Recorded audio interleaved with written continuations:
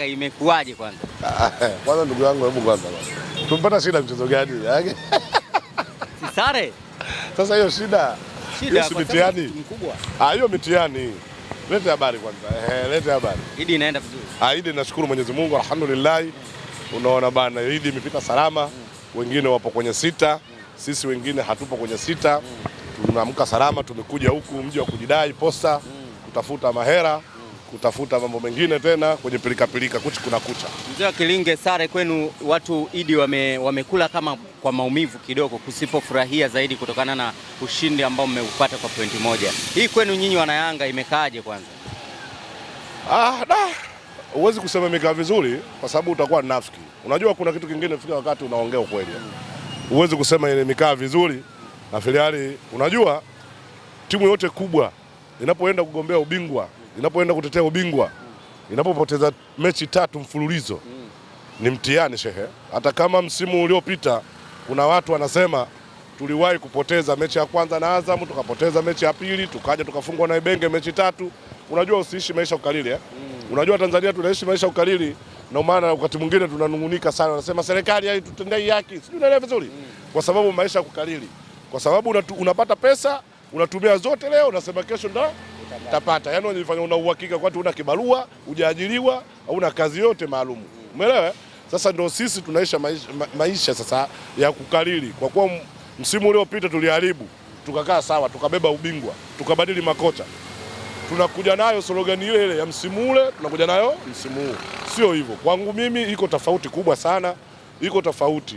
Kwa sababu msimu uliopita tulifungwa mechi 3, sawa? Hatukusale mechi 3. Sasa kuna utofauti hapa. Hata kama msimu uliopita Simba alituacha kipindi kama hiki pointi 2, sisi ikawa yani tuko chini, si ndio? Lakini usiende ukajifichia kichaka hiko. Hata unapofanya vibaya, tusipende wakati mwingine kujificha kwenye kichaka. Unajua Tanzania hii mtu wote akiongea ukweli anaambiwa mpira ajue. Tumejificha kila mtu mpira ajui. Sasa sijui Tanzania nani anajua mpira. Kila mmoja unamsikia yule ajui bwana, yule ajui. Sio mtu wa mpira. Sasa sijui mtu wa mpira nani? Na huyo anasema sio mtu wa mpira naye vile vile anaongea hovyo vile vile ukimsikia. Sawa, timu inaharibu. Timu haiscore, timu haiflow. Timu yani haipambani na drop. Unaiona kabisa inafanyaje? Imedrop timu. Wewe bado tu unazidi kusema kwamba msimu uliopita tunaongoza ligi. Tusijifiche kitaka kama iko. Kwa sababu mimi niliwahi kusema tusitegemee Simba vipolo vyake vyote kuja kufanyaje? Kuharibu. Sijui na vizuri, tusiishi kwa ukalili hiyo. Inawezekana pia akafanya vizuri. Anaweza akafanya vizuri. Anaweza asifanye vizuri. Sawa? Lakini iwezekani wewe umeharibu na mwenzako akaja hakaharibu Simba. Na wewe unaharibu tena. Mwenzako kapata. Sawa? Sasa ni tayari mnafukuziana hapo. Kwa maana hiyo inaumiza roho, inaumiza moyo, inakatisha wakati mwingine kizunguzungu. Unaona wakati mwingine inakatisha kizunguzungu sana. Unapata matokeo haya ni shida inakuwa ni wapi? Kwa kochi ama kwa wachezaji pia ama timu kwa jumla? Shida iko nyingi tu, iko sehemu nyingi shida. Ukiangalia Yanga Afrika shida iko sehemu nyingi. Sawa? Unaweza ukamega ukaja kwa upande wa TFF, unaweza ukamega ukaja upande wa bodi ya ligi. Unaweza ukamega ukaja upande wa marefa, unaweza ukamega ukaja upande wa wachezaji, unaweza ukamega ukaja upande wa kocha. Sijui unaelewa vizuri. Maana yake shida maalumu kila sehemu inagusa. Sawa. Ratiba imetubana, si ndio? Tunajua kabisa ratiba imefanyaje? Imetubana. Na mechi back to back. Yanga Afrika imesajili wachezaji 28 au 30, si ndio? Walioumia ndio hata kama tegemezi. Sawa? Wako wangapi? Si wako 7 au 8. Tunakubali kweli majeruhi. Mimi Yanga nakubali kweli tuna mtihani mzito. Lakini hawa waliokuwepo, unataka kuniambia kikosi hiki kilichokuwepo hakiwezi kupambana na Mtibwa? Unataka kuniambia wachezaji waliokuwepo kweli hawezi kupambana na Mtibwa? Sasa mwanzo wa ligi tuliwahi kusema tuna kikosi kipana. Tuna wachezaji imara wote acheze. Sasa hivi tunaenda kucheza mechi na Mtibwa. Unasema kwamba wachezaji wetu hawapo, si ndio? Sasa sawa, Pacome hayupo. Si yupo. Damalo hayupo. Duke Abuya? Mudasiri? Okelo? Umeelewa vizuri? Huyu namba 2 yetu nani huyu Yao Kwasi? Mwenda? Namba 3 yetu? Umeelewa vizuri? Mwanyeto kuna mtu ana doubt. Asiki kuna mtu ana doubt. Diala kuna mtu ana doubt. Sasa hapa kweli hapa unashindwaje? Ukiuliza tunategemea Mwanengo, si ndio? Sasa hata kama Mwanengo ndio ni forward naye nzuri chipukizi, Mzinze alianza vile vile. Hawa wakubwa waliokuwepo hawa waliokuwepo, kikosi hiki kilichokuwepo, ukiangalia kikosi cha tulichocheza na Azam na tulichocheza na Mtibwa wamekosekana wangapi? Si watatu tu. Depo na Dube na nani Baka, si ndio? Kikosi kilichocheza na Azam si ndio kilichocheza na Mtibwa? Sasa hebu tuangalie ile wachezaji wa Mtibwa mmoja mmoja tu, performance yake mmoja mmoja, afu twende tukompare na wachezaji wa Yanga wale. Sawa? Sasa kama wachezaji wamechoka na wewe kocha unalalamika wachezaji wamechoka, baki tubaki, kina Farid Musa wako wapi? Kina Ninju wako wapi? Kina Shuaboy wako wapi? Sawa? Kina Aziza Ndambwile wako wapi? Aziza Ndambwile kipindi ambacho Chofozi alikuwa mchezaji ambao kafunga mechi za kimataifa na alikuwa akaperform. Leo mchezeshi kisa nini? Kama ana itilafu na viongozi mtuambie, mtutolee ukurasa, mtuambie kwamba Aziza Ndambwile mtovu wa nidhamu, tutaelewa. Mwashuru kule nani hapa National Rally walitoa ukurasa kwamba Mwashuru mtovu wa nidhamu kafungiwa mechi kadhaa na katoza faini, si ndio? Ndio klabu kubwa duniani kote. Klabu kubwa mchezaji wako akiwa mtovu wa nidhamu unasema, yani wewe kiongozi unatoa ukurasa unasema, ili wanachama wako wasihangaike kuuliza kwa sababu gani huyu fulani hatumuoni.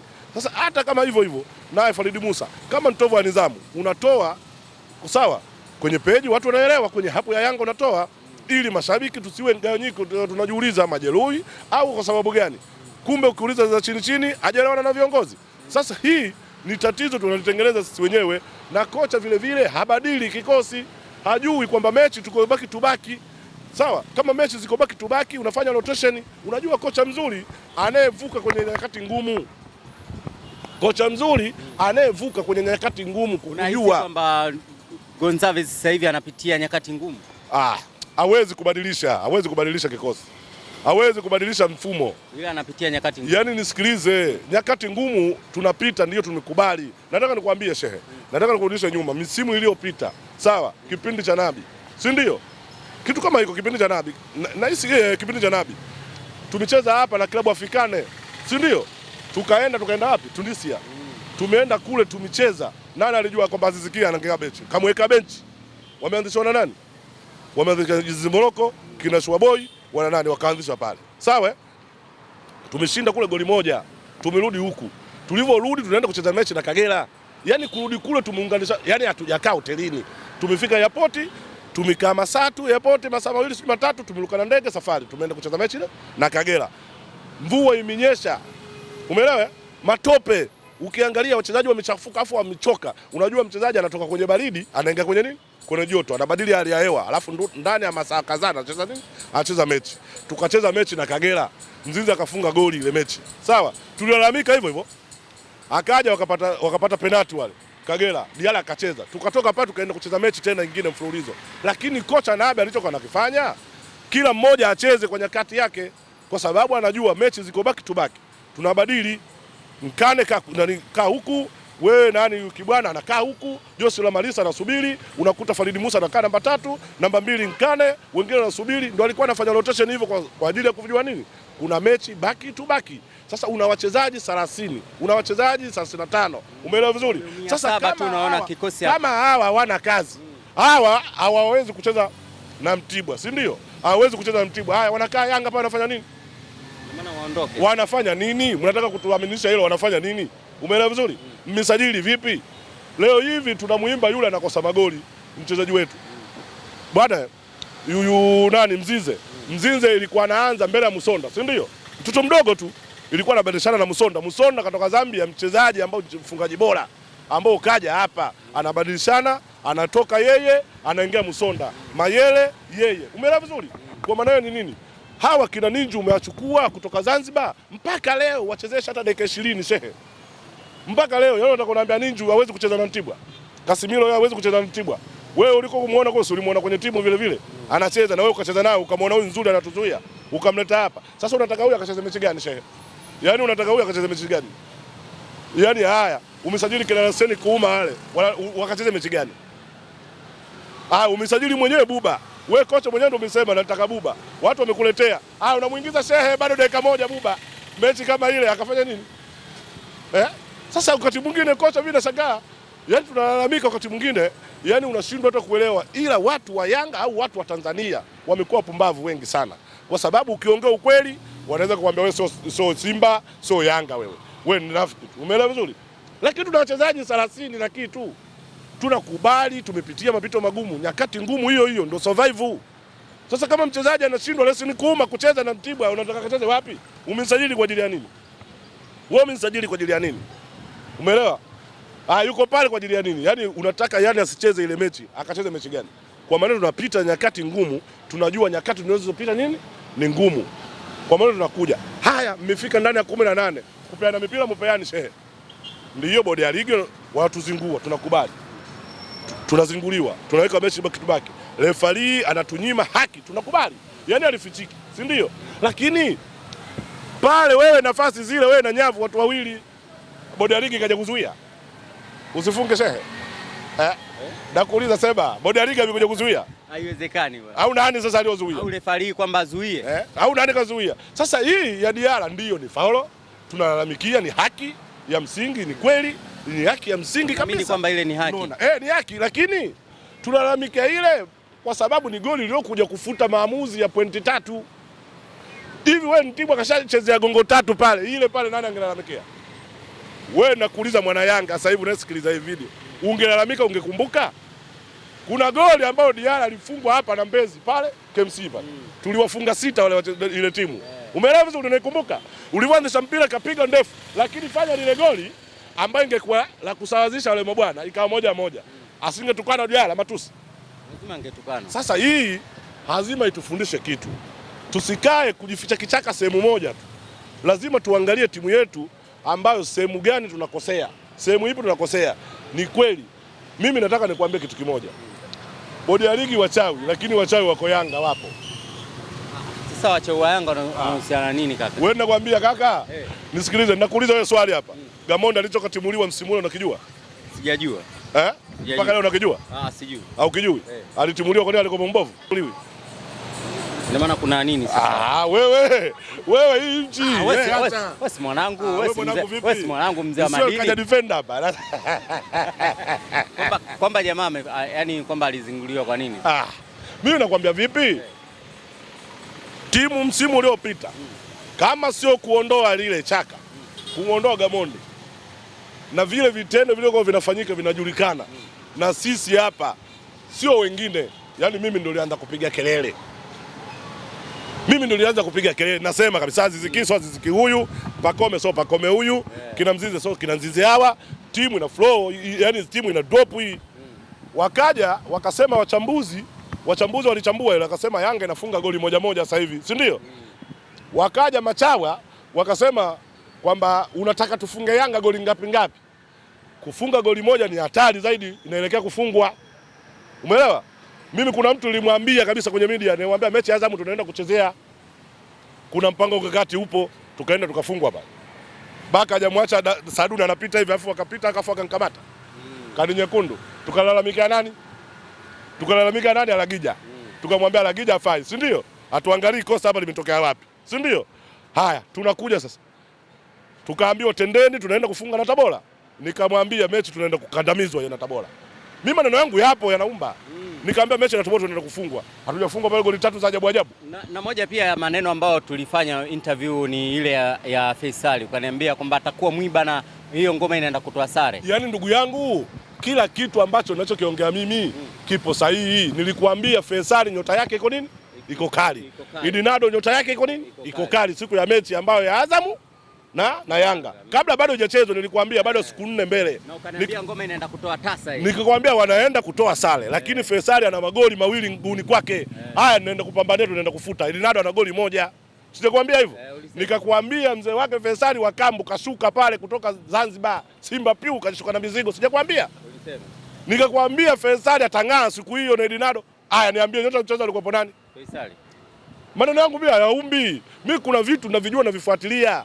Umeelewa? Tukapambana. Ninakupa hiyo. Faisal angalia ile aliyokosa ya Diarra iliyopaa ile. Diarra katoka alinichungulia. Angalia Faisal yeye na mwenyeto Baka alikotokea. Akaja kukumbwa tu ile ikatoka. Angalia ngoma Idinado alivyokawaka siku ile. Hao wawili tu ndio walikuwa wanatuadhibu. Idinado Faisal anafanya anavyotaka. Na nilikuambia ndio nyota zao ziko juu. hii tutaenda kuzima hao sifunge goli, lakini hao kuwazuia kwa nyota siku hiyo hawezekani. Nilikwambia mimi ndo sawa, niliwaambia watu msimu uliopita tunaenda kufungwa mechi na Tabora. Watu wakasema hapana, huu ndo mpira, wewe hujui mpira, unaipenda sana Yanga, una pressure. Tukaenda kukandamizwa ngapi? Goli 3.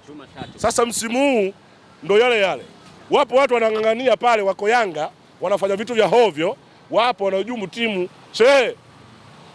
Hivi leo unataka kuniambia kocha wa Yanga fitness hajui kumpita Mtibwa? Kocha wa Yanga fitness hajui kupita Rufu Shooting? Yaani kocha wa Yanga fitness, yaani na Ndanda FC, kocha fitness yuko juu kuliko wa Yanga. Unataka kunilisha hiyo? Maana yake hawa wanahujumu timu, alafu wanasukuma kwa kocha kwamba hana kocha fitness hafai, tuntimue. Umeelewa vizuri? Sasa basi kanchukua Mtibwa, kwa sababu Mtibwa hajaumia wachezaji. Kanchukua Ndanda, umeelewa vizuri? Kanchukua Kagera kwa sababu hajaumia. Duniani timu ambayo inaumia kila mechi wachezaji wawili, kila mechi wachezaji wawili. Yanga Afrika ndo peke yake. Bwana, tukimalizia kwa haraka mlikaziwa mchezo uliopita, lakini jana tumeona kama mambo yamekuwa sio faa kwao. TRA wamechapwa chuma 3. Hii mchezo ukiutazama na ule ambao ulipita, kuna tofauti wowote? Kuna utofauti ukiangalia ule mchezo. Ukiangalia ule mchezo kuna utofauti. TRA mimi nakubali ni timu kubwa, lakini ukiangalia makosa golikipa jana TRA aliyofungwa yale magoli unashindwa hata kuelewa. Penalty clear. Umeelewa vizuri? Ile penalty ile wasitaki kulalamika. Kama sisi tunanyimwa penalty basi tunanyimwa, lakini ile penalty halali kabisa ya jana. Haina hata upingamizi. Kaenda kajua huyu bwege anakuja na yule kacheza makusudi. Yule anaocheza kacheza makusudi. Kajua hii sehemu hatari kapeleka nguu makusudi. Yule alikuwa nakaba. Umeelewa vizuri? Ile ni penalty halali. Lakini ukiangalia golikipa alivyocheza mechi na Yanga na jana, wewe unafunga mpira hapa, unapeleka mikono hivi, unakuwa kama goli aliofungwa Simba kule, golikipa wao. Umeelewa vizuri? Yaani wewe mpira unauona huu afu unafanya hivi.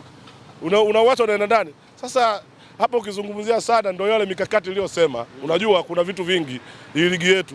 Umeelewa? Kuna vitu vingi. Ukiangalia TRA walivyocheza jana, ukiangalia na Simba iliyocheza na Pamba siku ile wiki iliyopita ni tofauti kabisa. TRA walikuwepo kidogo down. Hawakuwa soda tu soda. Hawakutolea macho. Yaani walirelax kama walivyoka relax Mtibwa mechi na Yanga. Umeelewa? Unajua timu hizi ukipeleka mguu peleka shoka. Ndugu yangu, mtu afungi goli. Yaani timu hizi hazifungi goli kufunga timu pinzani. Lakini ukicheza vile, line kama alivyocheza TRA na Mtibwa alivyocheza vile, sisi tumesuluhu mechi ya Mtibwa kwa usenge wetu.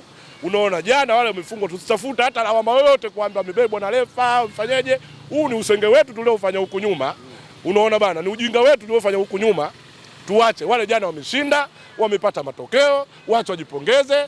Unaona bana, washinde vipolo vyao, tuumane, tuende kwenye mzunguko wa pili, tujue tunavyoenda. Mimi kilio changu hoja kielewa. Kilio chako ni nini? Kilio changu wazee wa Yanga. Yanga inapata majeraha mara kwa mara wachezaji. Zamani kinatingisha wale ukiangalia wale. Kwanza ilikuwa nasomewa dua na kuambia ukikutana naye kama chuma. Wachezaji zamani ilikuwa Yanga hawana majeraha miaka ya nyuma. Sasa hivi klabu ina hela afu timu ina majeraha muda wote. Kipindi chote. Wewe wachezaji wanane nzima wanakuwa na majeraha. Afu ni mnasema timu ina wazee. Sasa wazee kwamba kwa ajili ya mazoezi au wazee kwa ajili ya mazoezi vipi bwana? Mazoezi vipi? Ligi ya Tanzania sio ngumu. Ligi ya Tanzania hii ugumu wake sio kwenye pichi. Unajua watu wengi akili zao, wewe mchukue Guardiola aje awe kocha Tanzania hapa, mnatimua asubuhi. Hao wazee wanahusika na nini? Ligi ya Tanzania unaposikia, ninakuuliza wewe swali. Ukinisikia mtu anakaa pale tumejipanga ndani ya uwanja na nje ya uwanja. Nje ya uwanja kuna nini? Kuna mchezaji. Ninakuuliza wewe swali. Nje ya uwanja kuna mchezaji? Nje ya uwanja kuna mashabiki. Sasa tumejipanga, mashabiki wanafanya wanazuia matokeo. Kwa hiyo nje ya uwanja huwa nijibu swali langu. Nje ya uwanja mashabiki, kuna mashabiki wanazuia matokeo? Si wanafurahia kushinda. Kwani ngoja hatujafungwa pale na mashabiki wapo? Yanga finali pale hatujafungwa. Simba wajasuluhu kule na mashabiki wamejaa uwanjani. Nje ya uwanja huwa wanamaanisha nini? Hatujaenda kufungwa kule na Farabati mashabiki hakuna. Nje ya uwanja shehe, kuna kauli kubwa. Kamati ya ufundi, unaposikia kamati ya ufundi shehe ni kuwalinda wachezaji. Unajua shehe, nataka nikwambie jambo moja. Kamati ikoje? Kamati? Kama nilogwa mtume wewe unashinda kulogwa, wewe unacheza mpira? Yaani masuala ya kulogana. Sio kulogwa, kupigwa dua. Mchezaji yani injury, kuna injury ya kutengeneza shehe. Unaingia uwanjani. Kwani hakuna wachezaji? Kama wapo wana Simba wananisikiliza, kuna wachezaji wana Simba ilikuwa kuna mchezaji wake kanyaga uwanja tu analia. Umeelewa vizuri? Alikuwa ni Juma Barinya yule tumemchukua sisi. Akija uwanjani siku ya mechi macho anakuambia haoni. Siku ya mechi macho haoni. Yule Barinya tunamchukua Uganda kule kwao, yuko sawa sawa. Umeelewa vizuri? Na kuna mchezaji mmoja alitokaga Aseki Mimosa pia wa Simba. Ndio jiulize. Ndio jiulize. Wewe nakuuliza swali, injari zile Ajobu aliguswa na nani pale? Ukiangalia hapa. Yaani hebu kaiangalia vizuri ile video. Nakuuliza wewe. Unaona Depo kaumiaje? Anasema misuli. Nyinyi mmesikia tu Depo kaumia. Sasa lakini ilivyoisha mechi ya Azam, si mmemwona Depo anatembea? Kwenda tunaambia wiki ngapi? Ukisikia wiki 2 wiki 3 hizo shehe. Ndio mwezi nzima ligi inaenda kuanza, tunacheza mechi za kwanza. Hawa wazee hawaikarabati timu. Wazee wa Yanga hawaikarabati timu. Timu ina majeraha, timu inapata majeraha hovyo. Yaani hiyo ni kamati ya nje. Nataka nikuambie jambo moja. Kamati ya nje. Nisikilize. Yanga na Simba kufuatiliana kwenye mechi ijaanza leo kabla wewe hujazaliwa na mimi sijazaliwa. Haya mambo haya tunasema Simba anafuatilia mechi zetu na Yanga na sisi tunafuatilia. Yaani iko hivyo toka zamani. Yaani usiporoga wewe mwenzako yeye analoga. Usipoomba wewe mabaya mwenzako anaomba. Ndio Yanga na Simba toka tulivyozaliwa huko mababu zetu. Huwezi kumwacha Simba yeye anacheza hivi hivi na yeye hawezi kukuacha wewe unacheza tu hivi hivi. Shehe. Umeelewa vizuri? Kwa maana sasa tusijifiche kichaka hiko. Tuangalie tunapambana vipi. Kama adui unajua. Yaani wewe huwezi kucheza eti mechi ya ligi ukasubiri Simba kalala tu, yani kalala tu. Inawezekana Simba kipawa kalala, Simba Mbezi kainuka. Umeelewa vizuri? Kwa maana yake wewe usitegemee hayo. Kusema kwamba eti hii hapa tunachezewa mechi zetu, wewe unafanya nini? Kwani walipokosa kombe pale na Serabijani au wale Bolizozo wanaweka goli pale mpaka tunasema uzalendo umetushinda. Umeelewa vizuri? Kwani ilikuwaje? Wewe ile mechi kwamba sisi tuliwataka hawa washinde. Yaani kwa akili yako haraka. Kwa hiyo kumbe nyinyi pia mlihusika. Mambo ya kisiasa tu yale. Kwamba tunashangilia uzalendo, umetushinda. Yale yalikuwa mambo ya kisiasa shehe. Lakini ilikuwa tayari wewe Simba na Yanga anashangilia Yanga anachukua kombe. Mshatengeneza mambo tayari. Mimi nisikilize nikwambie jambo moja. Wazee wa Yanga mnatuangusha. Wachezaji timu inaumia. Na nyinyi ambao mna mpango mkakati wa kumwangusha injinia hapo Jangwani. Hebu tuambieni sababu yenu, kama unataka uongozi mtuambie kwanza. Amaka ili tujue. Hivi vitu mimi leo nataka niseme ukweli. Wapo watu wanashirikiana na baadhi ya watu nje ya uwanja. Wapo watu wanashirikiana wa ndani mule. Umeelewa vizuri? Wanashirikiana na watu wa nje. Shehe, ndani ya nyumba ukiona mtoto wako analogwa sana na umwa anaenda huku, yani hakuna maradhi, haishoni kitu chochote. Kankabe hata shangazi yako. Mimi nakwambia uchawi utoke mbali. Uchawi utoke mbali. Kama ni logo Mtume, wewe ulogo umekuwa nani? Umeelewa vizuri? Kwa maana hiyo watu wa Yanga tunatafuta mchawi, tutakimbilia kwa marefa, tutakimbilia wapi? Tujiangalie sisi wenyewe ndani ya nyumba tuko safi. Sisi wenyewe hatuhujumiani. Kama mpango mkakati Diala mwaka ule alizuiliwa kule asisafiri asiwahi dabi huko. Sio miki ya nyuma tu peke yao. Na watu wa pale Yanga nao walihusika vile ile seketa. Hatusemi mengi tu sisi. Si hatusemi mengi, tutakuja kutiana bakola pasipo na sababu za msingi.